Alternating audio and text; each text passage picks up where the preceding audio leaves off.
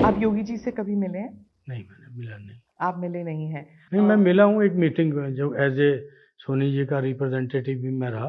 उन्होंने कहा था गड्ढा मुक्त सड़कें हो जाएंगी, थोड़ा गांव में आप जाएंगी तो आपको गड्ढा युक्त सड़कें मिलेंगी। आपको नहीं लगता कि स्मृति ईरानी बहुत ही स्ट्रांग कैंडिडेट है, ऑलरेडी सिटिंग एमपी हैं, आपके खिलाफ लड़ रही हैं?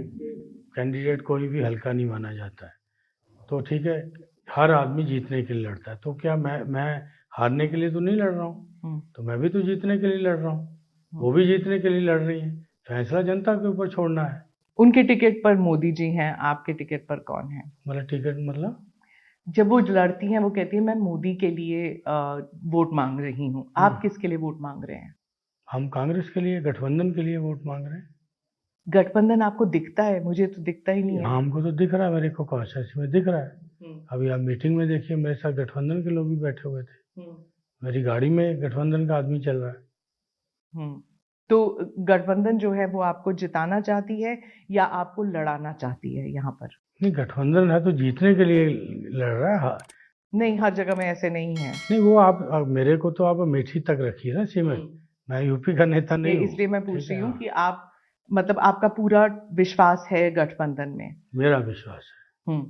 तो अखिलेश यादव का जो सपोर्ट है वो कांग्रेस के लिए कितना महत्व रखता है यहाँ पर? महत्व रखेगा, डेफिनेटली महत्व रखेगा। आप योगी जी से कभी मिले हैं? नहीं, मैंने मिला नहीं। आप मिले नहीं हैं? नहीं, मैं मिला हूँ एक मीटिंग में, जो एज ए सोनी जी का रिप्रेजेंटेटिव भी मैं रहा, तो उस नाते से मैं मीटिंग्स को रिप्रेजेंट मैं ही करता था जो स्टेट लेवल पे होती थी। उस समय योगी जी को मैं मिला हूँ, जब उन्होंने लखनऊ कमिश्नरी की मीटिंग बुलाई थी तो मैं था वहाँ पे। योगी जी के कार्यकाल के बारे में कुछ कहेंगे? नहीं, आप मेरे को अमेठी तक सीमित रखिए, ठीक है? अमेठी का पूछिए, मैं अमेठी का भला हुआ है योगी जी के कार्यकाल में? नहीं, देखो, उन्होंने कहा था गड्ढा मुक्त सड़कें हो जाएंगी, थोड़ा गांव में आप जाएंगी तो आपको गड्ढा युक्त सड़कें मिलेंगी। कोविड के दौरान यहाँ पर वैक्सीनेशन वगैरह नहीं हुआ? नहीं, वो हुआ तो पूरे इंडिया में भी हुआ, तो यहाँ भी हुआ, लेकिन हुआ क्या हमारे साथ, हम लोग एक ऑक्सीजन का, छत्तीसगढ़ में हमारी सरकार थी, ऑक्सीजन की कमी थी, तो हम लोग, एक ट्रक आया था जो ऑक्सीजन का, तो हम लोग उसको चाहते थे कि हमको अमेठी रायबरेली के लिए कुछ हिस्सा ले लें। तो इस मतलब वहाँ के उस समय के तत्कालीन जो डीएम थे, उन्होंने कहा कि साहब अगर 5000 मीट्रिक टन आप डाल देंगे तो जो अमेठी रायबरेली अमेठी को हम सप्लाई कर सकेंगे। तो यहाँ से आ गया फरमान की कोई कमी नहीं है, वो पूरा कर रही है, लेकिन गैस की कमी थी ऑक्सीजन की उस समय।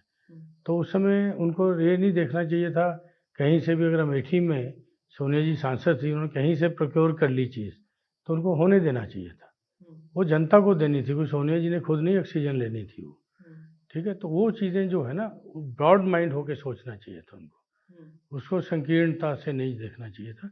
हर एमपी का कर्तव्य है कि वो अपने जो भी पब्लिक की तकलीफ है उसको देखे, ठीक है? लेकिन उस समय इन्होंने हमारे ऑक्सीजन का जो ट्रक था उसको भी अनलोड होने नहीं दिया यहाँ पे, और डीएम्स को कह दिया कि भाई आप कहो कि कोई ऑक्सीजन की कमी नहीं है, उसको भी इन्होंने राजनीति से ले लिया। तो इतना थोड़ा ब्रॉड माइंडेड होना चाहिए। नमस्कार, मैं हूं मानक गुप्ता।